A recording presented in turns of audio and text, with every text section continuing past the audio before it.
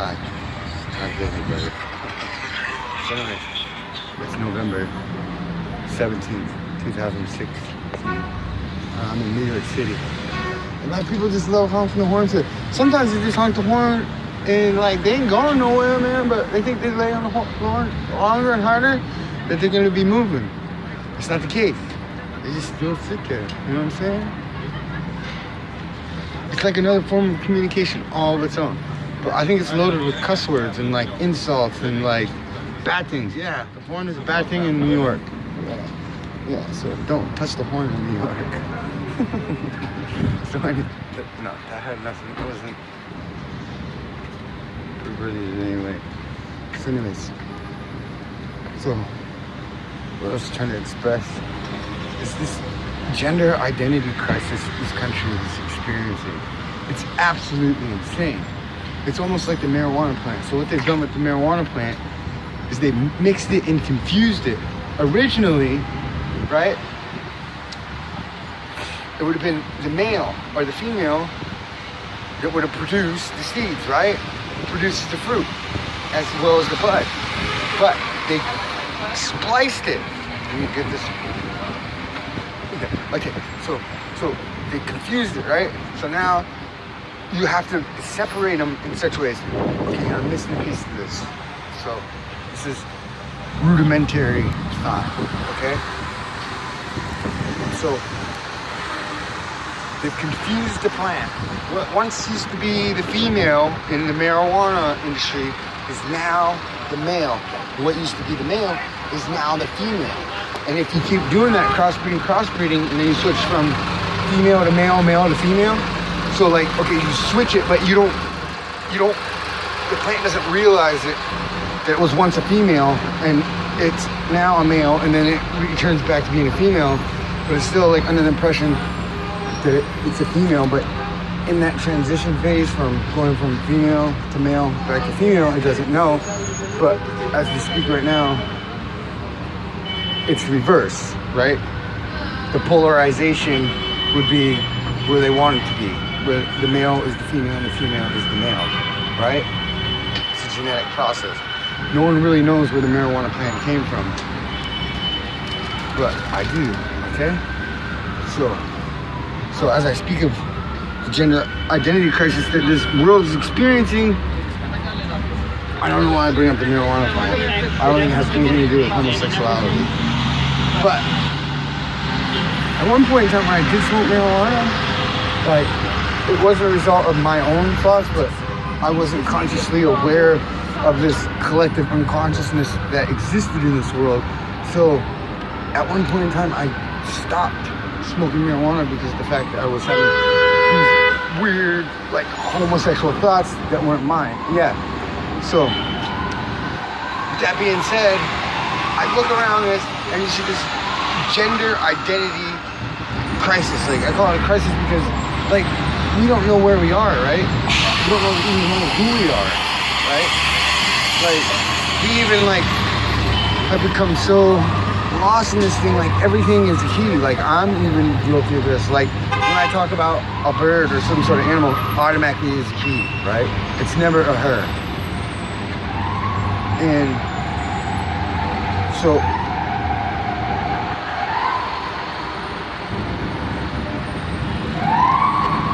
it's like men wanting to have that masculine role or that power that comes with this socially engineered power that comes along with being masculine or male, but they want to be a feminine or a woman. Like, feminine and masculinity are roles, right? They're just gender roles. It has nothing to do with the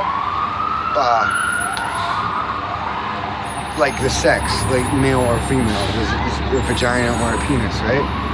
So anyways, like, so when I talk about like a woman, like, she has the ability to lactate, menstruate, and then also she has a womb, right? So I don't care like how much estrogen or how much you can change your body, cut off this, like, you cannot put a womb inside your body. Like, it's not gonna happen. And that guy that said that he had a baby, I like to see the proof. You know what I'm saying? Like, I don't believe that stuff at all.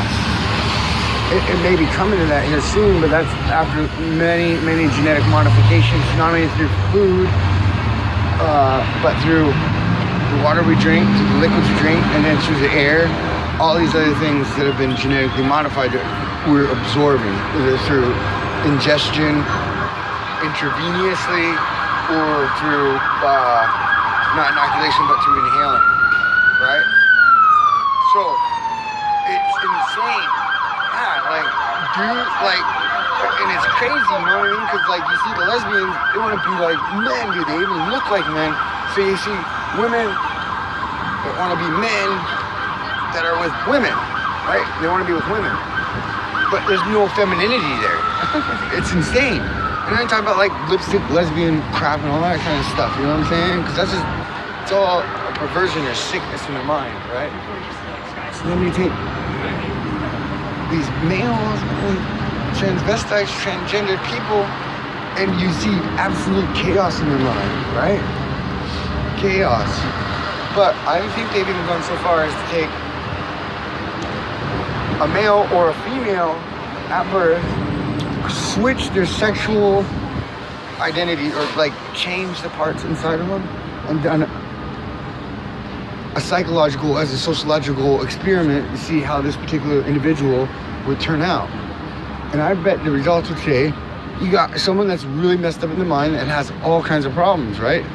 Because there's this inner conflict that's going to happen. Like, the biology of the being is going to conflict with what the environment is telling them. It's a freaking recipe for disorder. And the only way to overcome this disorder is that, yeah, you start to paint your house. You start to become part of the illusion, right? So you can't be an awakened being and be of consciousness if you start to create illusions to counteract this inner conflict that's existing within. It's absolutely insane. No doubt in my mind that there has been a transfer with beings on this planet where they've switched the roles on them, right? Where maybe at some point, like, obviously at the beginning of time or in creation, there would have been, I hate to say this, or I just like to say this, a male role and a female role, right? But it wouldn't have had nothing to do with sexual orientation, right? It'd have been like a giver and a receiver, or the like two halves of a whole that needed to come together to make another one.